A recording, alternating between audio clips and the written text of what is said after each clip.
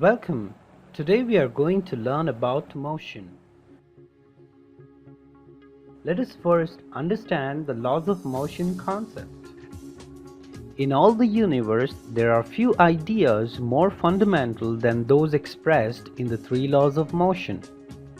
Together, these explain why it is relatively difficult to start or stop moving, how much force is needed to start or stop, and how one force relates to another.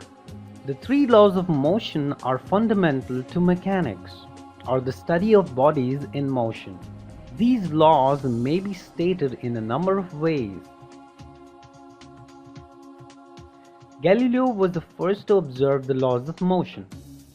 He realized that in order to prove the Copernican model, it would be necessary to show why the planets remain in motion as they do.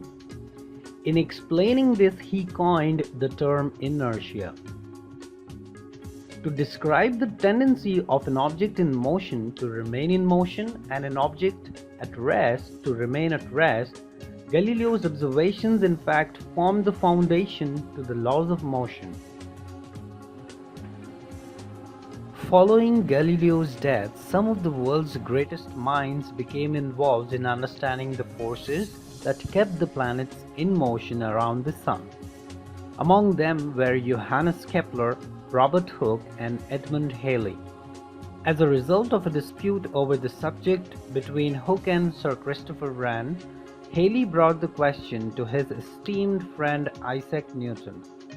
As it turned out, Newton had long been considering the possibility that certain laws of motion existed, and these he presented in his Principia in the year 1687. The impact of the Newton's book, which included his observations on gravity, was nothing short of breathtaking. Let us see an example of Newton's first law of motion. When you slide a book on a floor, it will stop soon. When you slide a book on an icy surface, it will travel further and then stop. Galileo believed that when you slide a perfectly smooth object on a frictionless floor, the object would travel forever. Another good example is a person crashes his bike into a rock and he is thrown over it to the ground. A soccer ball will not move until a player kicks it.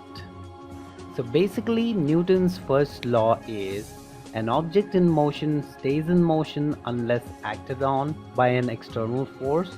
An object at rest stays at rest unless acted on by an external force. We have created separate pages which describe each of these examples in more detail to help you understand this important physical principle. Thank you.